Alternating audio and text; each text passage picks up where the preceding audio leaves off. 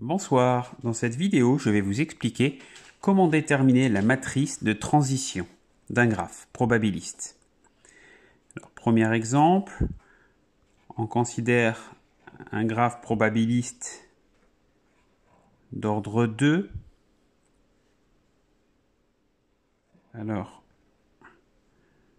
la probabilité d'être dans B à un instant donné et d'être toujours dans B à l'instant suivant est égale à 0,3 et la probabilité d'aller dans A est égale à 0,7.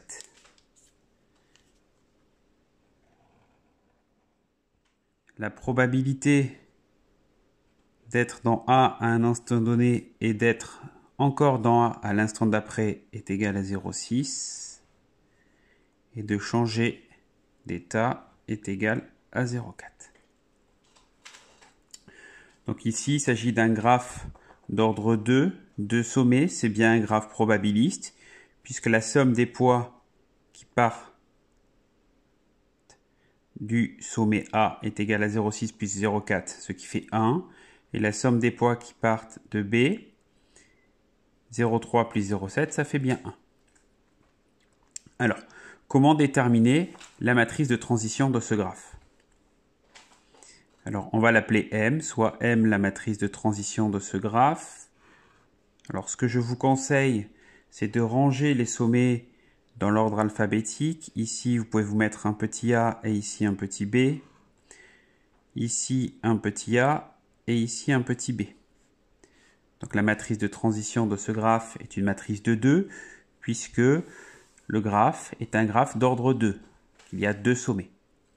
Alors, comment déterminer la valeur qui est ici, donc qui est une probabilité, je vous le rappelle, un nombre compris entre 0 et 1. Ce nombre-là correspond à la probabilité d'être en A à un instant donné et d'être encore dans A à l'instant d'après, c'est-à-dire 0,6. Si j'étais en A à un moment donné, à l'instant d'après, la probabilité d'être en B est de 0,4. Je fais de même pour B. La probabilité d'être en B et d'aller vers A est égale à 0,7. La probabilité d'être en B et de rester en B est égale à 0,3. On vérifie ici aisément que 0,6 plus 0,4 est bien égal à 1, que 0,7 plus 0,3 est bien égal à 1.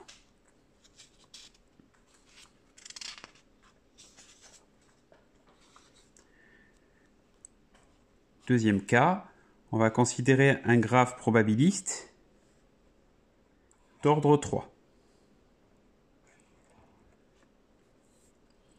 Alors, la probabilité d'être en B à un instant donné et d'être encore en B à l'instant d'après est égale à 0,5. La probabilité d'être en B et d'aller en A, 0,3. Et donc la probabilité d'être en B et d'aller en C, comme je sais que la somme doit être égale à 1, 0,2. La probabilité d'être en A et de rester en A, 0,3. La probabilité d'être en A et d'aller en C, 0,3. Et la probabilité d'être en A et d'aller en B, 0,4. 0,3 plus 0,3 plus 0,4, ça fait bien 1. La probabilité d'être en C et de rester en C à l'instant d'après, 0,7.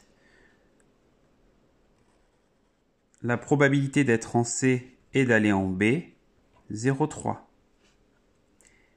Dans ce graphe, on ne va pas de C vers A.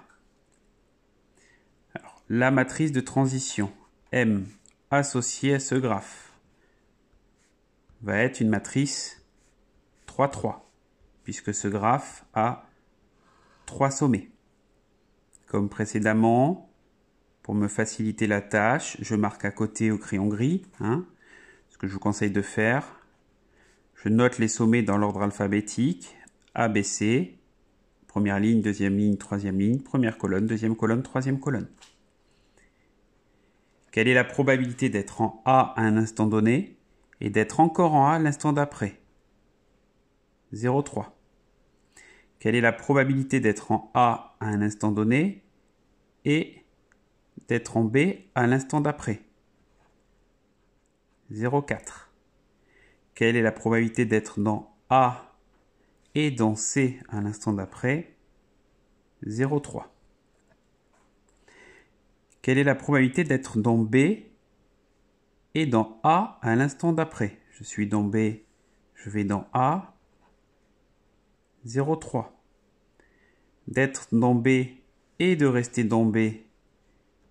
0,5. Et donc, comme je sais que la somme doit être égale à 1, je sais que ici ça fait 0,2, ce que l'on voit aisément à l'aide du graphe. Enfin, si je suis en C et que je veux aller en A, ce n'est pas possible, 0. Je suis en C et je veux aller en B, 0,3. Je suis en C et je reste en C, 0,7. Je vérifie que la somme pour chacune des lignes correspond bien à 1. 0,3, 0,4, 0,3, 1. 0,3 plus 0,5 plus 0,2, ça fait 1. 0 plus 0,3 plus 0,7, ça fait bien 1. Cette matrice est bien la matrice de transition de ce graphe.